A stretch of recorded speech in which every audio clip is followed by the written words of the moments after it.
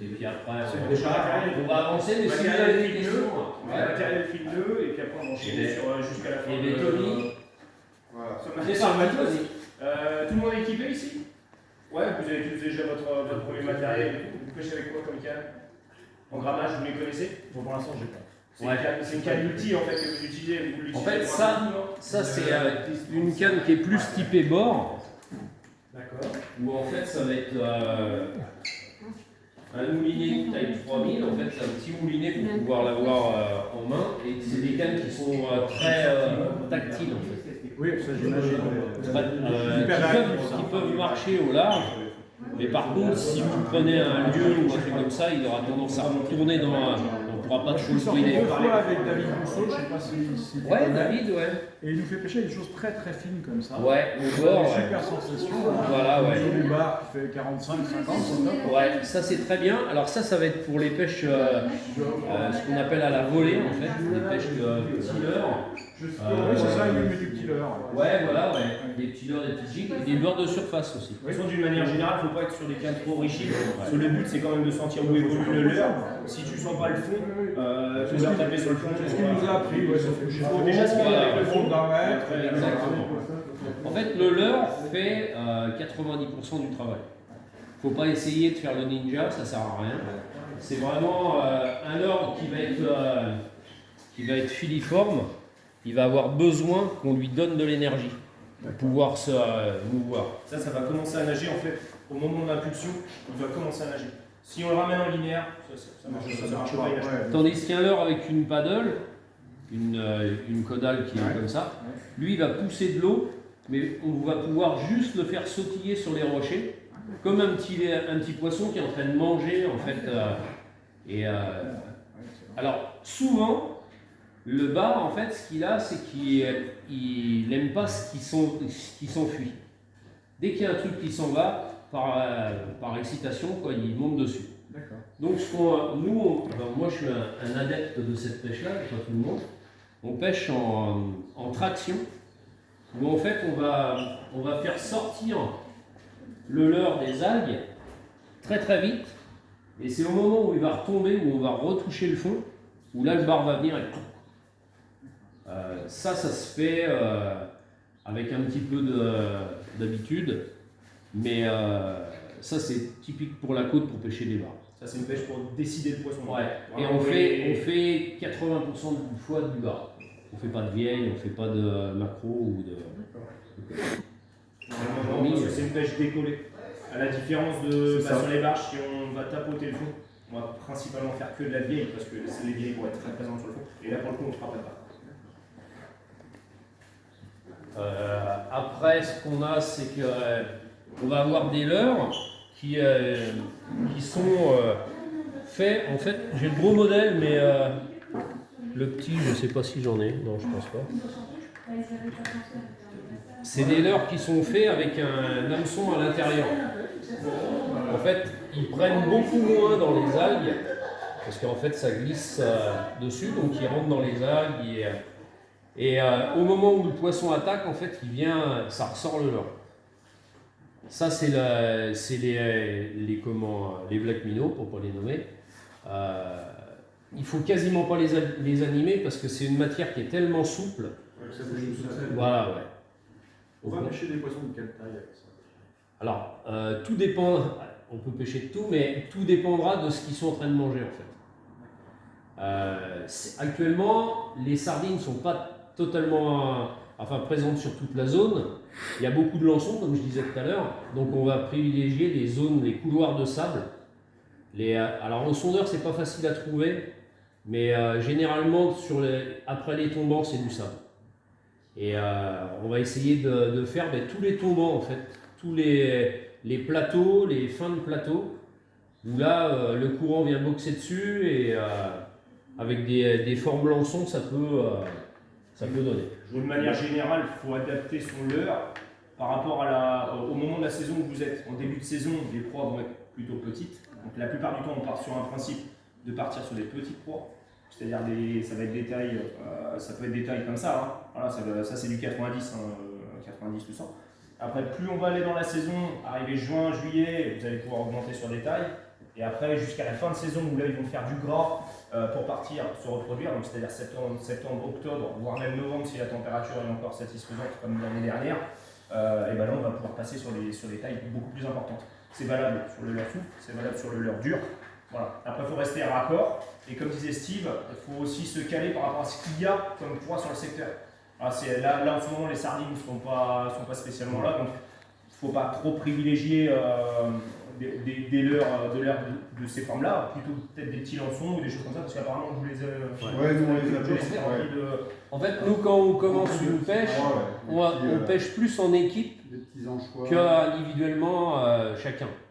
On va être, si on part tous les trois, on va avoir un gars qui se met sur des cuillères, des jigs, des slow jigs, c'est des petites cuillères comme ça. Il y a un gars qui va être plus près de la surface avec des petits leurres, des petits leurres de surface ou des trucs comme ça pour voir s'il y a de l'activité. Et un autre qui va être au fond avec un leurre un peu plus à gratter le fond en fait. Le but c'est de trouver ce qui va les décider. En général, la et le leurre du moment. Voilà. Celui qui va avoir piqué en traction, on va voir qu'il va faire un poisson ou deux poissons en traction, et que là ça marche pas sur le leurre de surface. On sait que tout le monde va pouvoir se caler en traction, donc on va pouvoir commencer à pêcher. Alors, en fait, le but c'est de découvrir ce qu'ils veulent sur le secteur. Voilà. C'est ça. Après là, sur ces leurres-là, parce que j'ai eu la remarque là tout à l'heure, où tu me disais que les poissons étaient compliqués en ce moment, la température d'eau elle est relativement faible pour le moment. Donc la plupart du temps, ça va être comme ils ont pêché avant-hier, c'est-à-dire que ça va être sur des pêches de fond, où là il va falloir justement les décider, parce qu'ils ne vont pas venir naturellement sur des leurres de surface pour le moment. Alors là on a eu quelques attaques. On a eu quelques attaques aux leurres de surface, où ils viennent par énervement, mais on sent que c'est pas encore. L'eau n'est pas très chaude en fait, elle est encore à 14 degrés. Dès qu'elle va monter dans la saison, mais en fait ce leurre là il est fait vraiment pour. Ils n'ont pas faim. C'est par énervement, ils viennent taper dedans. Il faut pas. En fait, c'est les billes briteuses qu'on a à l'intérieur, c'est ça qui va en fait les décider. Pour faire monter un bar, ou même quand on va être suivi, je ne sais plus qui c'est qui m'a dit qu'il avait eu des suivis sur des leurres de suivi, donc c'est pas des touches franches. Le bar va venir jusqu'au bateau, mais il va pas taper dedans. Après, il faut les énerver en fait avec de la bille. Ou alors là, sur des animations différentes. Ça peut marcher comme ça. Mais l'année dernière, à cette époque-là, je m'en souviens, j'étais déjà en train de pêcher aux leurres de surface et on cartonnait bien aux leurres de surface. Mais là, cette année, on est plutôt dans les températures de saison pour le coup, parce que l'année dernière, c'était plutôt anormal, même les 2 dernières années. Donc là, ça va encore un peu tôt pour l'heure de surface. D'ici 15 jours, 3 semaines, là par contre, ça va cartonner. Ça va commencer à cartonner. Là, pour le moment, il faut rester sur du leurre de surface et puis ça va monter tranquille. Et puis les petits leurres souples, 10 cm. À peigner en fait toute la couche d'eau, du fond jusqu'à la surface, pêche à la volée, pêche au fond. Et qu'on soit en mer ou sur le bout de la côte. Oui. Bah, après, ça reste relativement sectorisé sur de la roche. L'arche, après, c'est encore autre chose. En fait, ces leurres-là, on ne va pas les utiliser sur les épaves ou sur les têtes de roche du large. Bien qu'on pourrait sur Rochebonne, avec des gros modèles, faire monter des poissons, mais l'eau n'est pas encore assez chaude. Ça va vraiment être jusqu'à 15-20 mètres maximum, où on va se servir de ces leurres de surface. Après, tout ce qui est leurres plus sardines ou les trucs comme ça, il faut vraiment qu'on essaye de comprendre que, comme une truite derrière un rocher, le bar il va faire exactement la même chose. On a le courant qui vient, on va plus pêcher les courants que les profondeurs, c'est ce que je veux expliquer. En fait, quand vous visualisez une truite derrière un rocher, le courant arrive, elle est calée derrière le rocher, elle bouge quasiment pas, et au moment où il y a quelque chose qui va passer, là ça va le déclencher. Le bar est exactement pareil. Donc en fait, ce qui se passe, c'est qu'on va se mettre, pas le bateau dans la veine de courant, on va mettre le leurre dans la veine de courant, donc on va se mettre à côté, et on va pêcher cette veine de courant, on va jeter en amont, et ramener en dents de scie jusqu'au bateau, et ces dents de scie vont être plus ou moins violentes, pour savoir si l'activité du poisson, on va la voir déjà, parce que le bateau va passer avant le leurre. Puis on va le leurre derrière le poisson et on va le ramener dans le sens du coup. Alors, soit comme ça, soit dans l'autre sens. Tout dépendra de la dérive qu'on va avoir. Le mieux, c'est de pêcher 3/4 courant pour que quand on fait notre traction, on décolle des algues, et au moment où on récupère la bannière, en fait, le leurre est libre et il part un petit peu dans le courant, ce qui lui donne vraiment de la vie, et c'est généralement là que le bar vient attaquer. Ça, c'est dans la théorie. En pratique, on peut avoir un truc. Non, ça marche pas. Sinon, mais par contre, ce qu'il y a d'intéressant, c'est que quand on fait ça, on peut avoir des poissons suiveurs. Et là, on a, admettons, moi je pêche avec un shad qui est très grand. Vous voyez, je fais ça, et en fait, ben, le poisson, il n'est pas habitué à. Enfin, c'est pas sur cette grandeur de proie qu'il est en ce moment. Donc il va suivre. Donc les derniers mètres avant de revenir, je mouline en linéaire, donc tout droit, et je regarde tout le temps derrière. Et bien souvent de fois, on voit du poisson juste derrière. Ce qui nous dit qu'on va passer une taille en dessous, on va changer de couleur, on est dans le bon. Maintenant, il faut trouver ce qui est. Il est intéressé par ce qu'on vient de lui proposer, mais par contre, il faut trouver le bon combo qui va faire déclencher le truc. De toute façon, d'où les boîtes larges, hein, parce que la plupart, bon, c'est vrai que quand vous arrivez, vous dites, il y a du matos, et c'est vrai qu'une fois, on va aller pêcher la veille, on va cartonner avec cette couleur-là. L'eau n'a pas spécialement changé, on va revenir le lendemain, ils ne seront pas là-dessus, ils seront sur autre chose. Ou même sur le leurre, c'est valable sur le leurre de surface, on va pouvoir cartonner avec un coloris ou une sonorité, et puis le lendemain, ça ne marche pas, et là, il va falloir trouver aussi une autre formule. Donc c'est pour ça que nous, on part relativement large en termes de boîte. Mais on a toujours quelque chose qui se recoupe. Voilà. Ouais, on a toujours un peu sardine lançon, les trucs un peu bizarres pour les lieux, un peu de couleur flashy parce qu'eux ils aiment bien ça. Après on a des cuillères, et puis si vraiment on pêche à rien, on a des trucs où on peut mettre des appâts dessus, des petits ténias, des caméras, c'est encore autre chose. Ça c'est vraiment typé, quand je pars au large j'ai ça. Quand je vais à la côte, j'aurai plus des leurres, bien sûr plus petits, mais des leurres de surface, c'est très peu utilisé et ça fait vraiment du poisson. Il faut vraiment en prendre note. Il y a quelques références qui sont bien. Vous venez nous voir, nous on ne bosse pas spécialement pour quelqu'un, même si on me file des trucs pour que je le dise. Mais ce qu'il y a, c'est que les sonorités vraiment fortes, enfin graves, marchent bien chez nous. Après, un leurre qui marche aussi bien en Bretagne que dans les Landes, ça n'existe pas. On a des similitudes, mais en Normandie, ils pêchent beaucoup avec ces leurres-là.